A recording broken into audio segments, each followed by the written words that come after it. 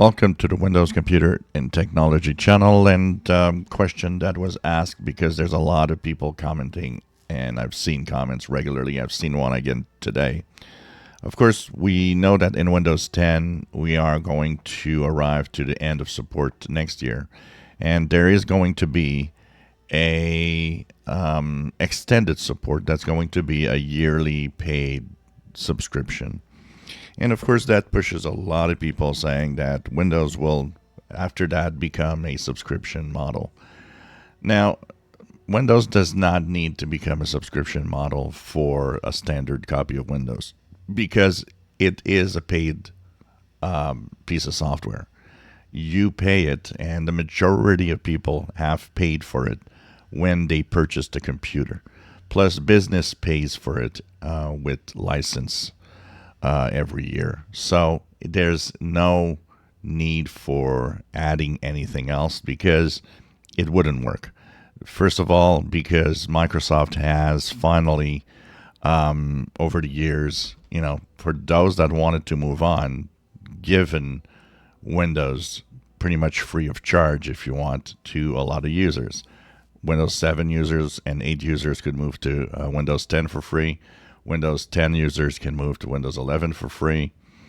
And that is something that everybody got accustomed to. So the people that want to move on and have the minimum requirements know that it can go up for free. And that's what Microsoft wants. It makes tons of money with Windows in many other ways.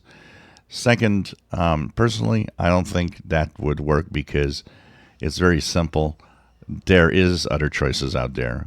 Contrary to a lot of people saying that no, there's nothing, out there that's they're dominant and that there's no competition. There is competition. We did see that Mac computers have risen in the last 10 years, and that could be in part due to some of the shenanigans that Microsoft does that people don't like, and that is, of course, the most likely update or upgrade path for a lot of people moving from a Windows PC to a Mac. Contrary to what a lot of Linux users think that people are going to move to Linux. No, they're not. The subscription would not work because people would say, well, why should I pay a subscription when I can go to a Mac computer and not pay a subscription? And that's it. Plus, there's a competition of other devices. A standard PC, a laptop, a desktop, whatever.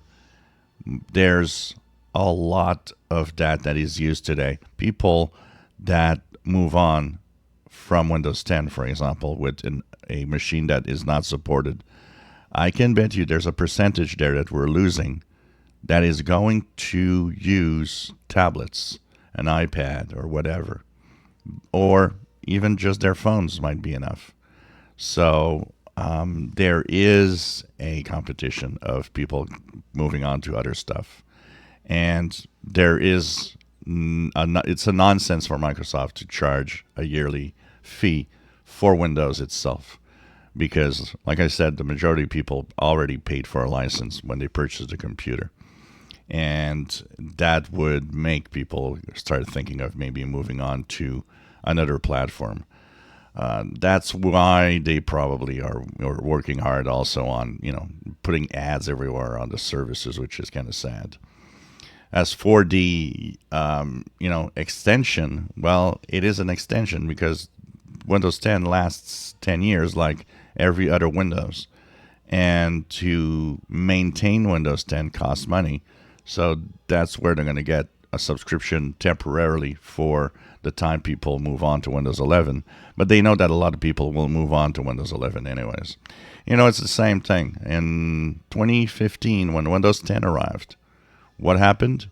In 2015, everybody was like, well, this is temporary. They're going to start charging a subscription fee. It never happened because, no, it's nonsense to do that for Microsoft. And it will not be in the future. A lot of people, are stuck on, they're going to do it.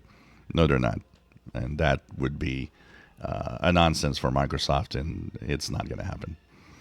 If you enjoy my videos, please subscribe, give us thumbs up. Thank you for watching.